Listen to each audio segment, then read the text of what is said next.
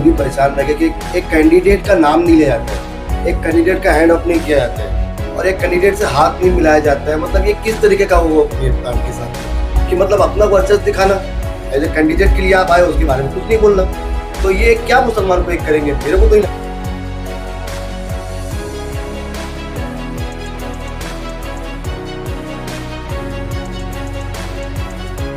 कि भाई चोरगे को पहले लोगों ने पसंद नहीं किया। चोरगे को पसंद इसलिए नहीं किया कि मतलब लोग क्या चाहते हैं कि हमारे वार्ड से कैंडिडेट हो। म्यूनसिपलिटी का तो इलेक्शन नहीं है।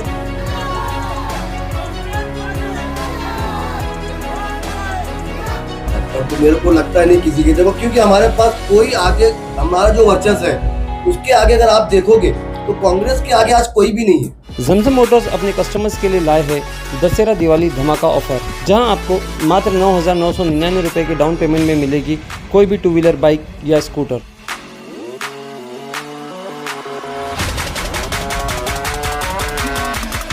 साथ ही इजी फाइनेंस, लो EMI और जमजम मोटर्स का सालों का भरोसा। तो आज ही विजिट कीजिए Zamzam motors at Giriraj complex opposite ST bus stand Bhiwandi और bikers point Dargah road Bhiwandi. Hello friends, मैं फिरोज मेमन द वॉइस में आप सभी का स्वागत है।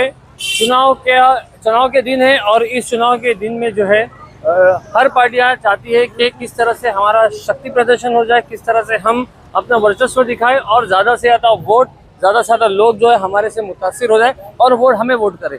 इसी सिलसिले में आज भिवंडी के दरगाह रोड पर यूपी के एक्स मिनिस्टर नसीर सिद्दीकी आए थे और इन्होंने आकर कांग्रेस पार्टी का महाविकास आघाड़ी का प्रचार किया। और उसके बाद में जो इस ऑफिस की ओपनिंग के पीछे थे, जैसे कि स्थानिक नगर सेवक इरफान अजीज अंसारी और वसीम अंसारी, तो इनके नेतृत्व में इस एरिया में मतलब दरगाह रोड, रोशन बाग, आजमी नगर, इस एरिया में जो है तकरीबन 7 ऑफिसेज की और उद्घाटन हुआ और इनॉग्रेशन हुआ, एक के बाद एक जो है सभी के सभी कांग्रेस पार्टी। मतलब ये देखा जा रहा था कि यहाँ पे जो पूरा एरिया है दरगाह रोड से लेकर रोशन बाग, काकूबाई चाल और फिर आगे आजमी नगर, तो यहाँ पे ये दोनों लोग ही जो है सारे वोटों का ठेका लेके रखे हैं। और जिस तरह से जो दिख रहा था, एक के बाद एक ऑफिस की ओपनिंग इनके हाथों हुई थी, तो हमने इनसे बात की और जानना चाहा कि किस तरह की लहर कांग्रेस पार्टी की इस इलाके में है और अब आने वाले दिनों में, आने वाली 20 तारीख को कांग्रेस पार्टी को कितने वोट इस एरिया से, इस इलाके से गिरते हैं, ये देखने वाली बात है। क्योंकि जिस तरह से MP के अंदर हमने देखा था कि इरफान अंसारी और वसीम अंसारी ने जो है मिलकर बाले मामा के लिए काफ़ी मेहनत की थी और काफ़ी वोट उनको यहाँ से दिलवाए थे। तो अब कांग्रेस पार्टी को, जो अब की उनकी खुद की पार्टी, क्योंकि ये पहले जो बाले मामा जो NCP से थे तो ये इनके पक्ष में नहीं आता था, लेकिन अब जो है इनकी खुद की पार्टी है, तो अपनी खुद की पार्टी को ये लोग कितने वोट दिलाते हैं, ये देखने वाली बात है। बिलाल अब्दुल्ला, ए दादा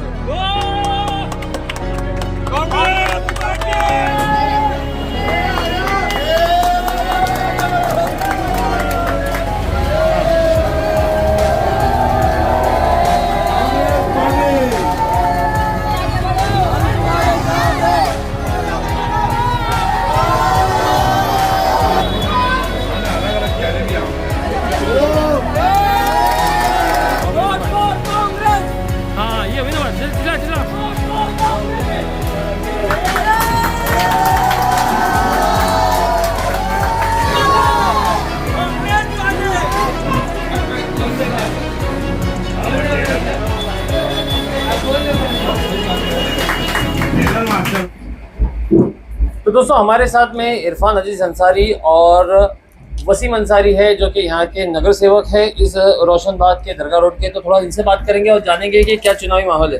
तो इरफान में थोड़ा सा बताएंगे कि किस तरह का चुनावी माहौल यहाँ पर है। आपने आज एक के बाद एक कई ऑफिस की ओपनिंग की, तो कितनी ऑफिस की ओपनिंग की और कहाँ की, वहाँ से शुरू करते हैं? हम लोग तो पहले जो है यहाँ पर क्या नाम उनका, जो मिनिस्टर नसीमुद्दीन सिद्दीकी साहब जो यहाँ पर आए हुए थे दीवान से दरगाह पे, हमारे लोगों ने पहली ऑफिस की ओपनिंग वहाँ पे की, जो कि काफ़ी शानदार और अच्छी और मज़ेदार ऑफिस थी। उनकी ऑफिस की ओपनिंग करके वो वहाँ से निकले। फिर वहाँ से वसीम भाई और मैं, हम लोग की जो छोटी छोटी ऑफिसें थी, जैसे कि गोल्डन होटल, और फिर वहाँ से काकूबाई चाल, देवनगर में 2-3 ऑफिस थी, उसके बाद हाफिज नगर, यानी ऐसे जितनी छोटी छोटी ऑफिस थी, हम लोग इस चीज़ को कवर करते हुए अपना यहाँ पर एक जगह पे आके रुके हुए। अब यहाँ से हम लोग सोच रहे हैं कि यहाँ से कन्विंसिंग करें, यहाँ से पॉम्पलेट बंटे, यहाँ से यादी का काम हो, यानी तरह तरह का काम जिस जगह, हर जगह को हर ऑफिस में बांटा जा रहा है। इन ऑफिस, इतनी सारी ऑफिस खोलने का मकसद क्या है? इतनी सारी ऑफिस खोलने का मकसद ये है कि इतनी बड़ी जो टीम है वो एक ऑफिस में रह नहीं सकती। हम लोग को अलग अलग जगह पे अलग अलग अपनी टीम को रेडी करना है और हर एरिया की अलग अलग टीम है, तो वो हिसाब से अगर काम करने में आसानी होगी, कोई भी कन्विंसिंग करने में, पावती बांटने में, पर्ची बांटने में। क्या लग रहा है ये जो चुनाव प्रचार जो चल रहा है यहाँ पे भी, जो असेंबली का इलेक्शन एकदम उरूज पे आ गया है, मतलब आज से अगर देखा जाए तो यहाँ पे किससे जो है कांग्रेस की टक्कर है?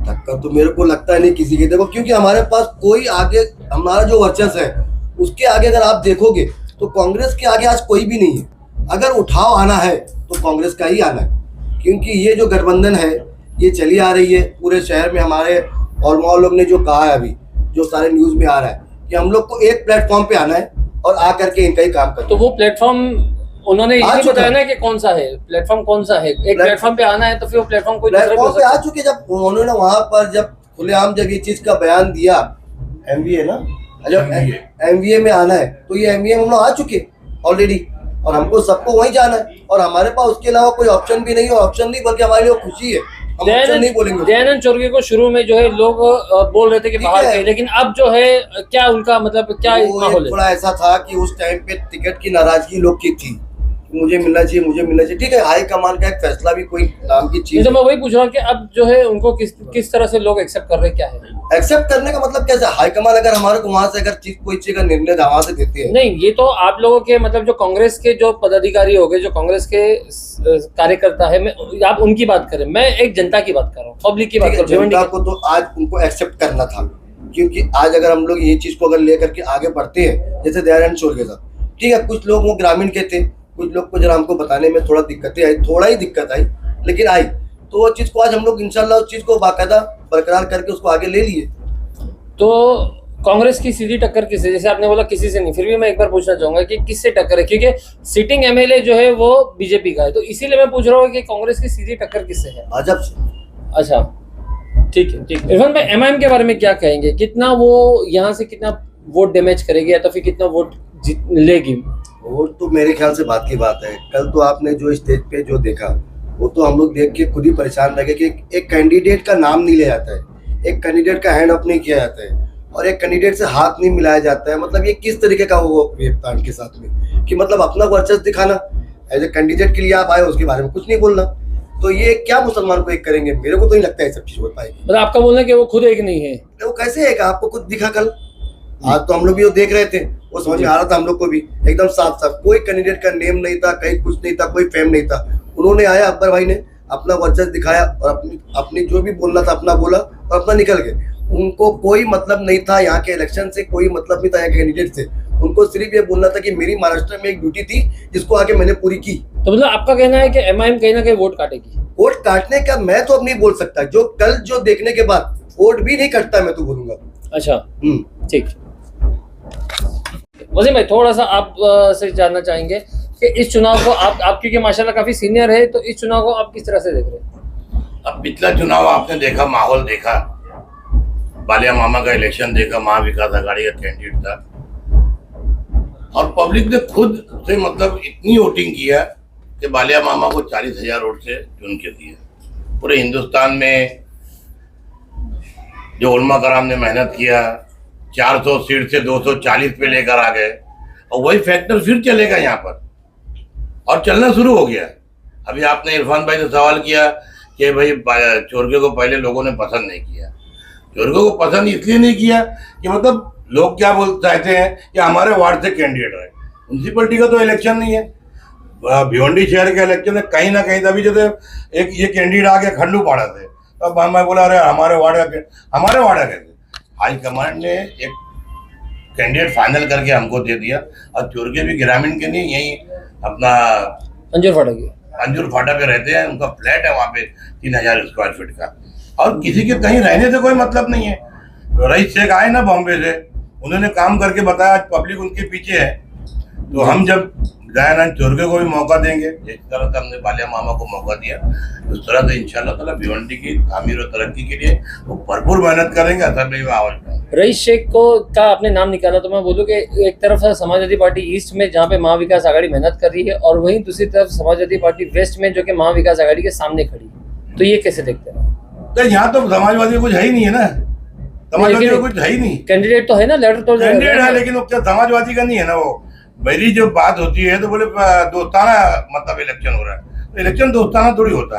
हाँ। तुम बगावत करके अगर लड़ रहे हो वहां से, नहीं, लेकिन वो दरगाह रोड पे तो काफी स्ट्रांग है, वो हमने देखा हर जगह, आपकी ऑफिस के सामने उनकी ऑफिस है। नहीं ठीक है ना, वो तो हेड ऑफिस खुली हुई है, सब चलते रहेगा, कोई वादा नहीं।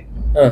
भिवंडी शहर में ईस्ट में जहाँ से मदयानंद चुरगे साहब है, सिर्फ और सिर्फ महाविकास गठबंधन चलेगा। कांग्रेस की लहर बनना शुरू हो गई है। पब्लिक भी समझ रही है कि बीजेपी को शिकस्त देने के लिए अगर कोई अच्छा उम्मीदवार है तो कांग्रेस पार्टी का उम्मीदवार है। ठीक है, पहले दुधारी था, थोड़ा लोग उसमें थे, कश्मकश में थे, लेकिन हाथ के पंजे को लोग याद रखेंगे, ये दिल में बैठा हुआ है। राहुल गांधी की मेहनत इंशाल्लाह कामयाब होगी और यहाँ से हमारा कैंडिडेट कामयाब होगा। जी ठीक है, ठीक।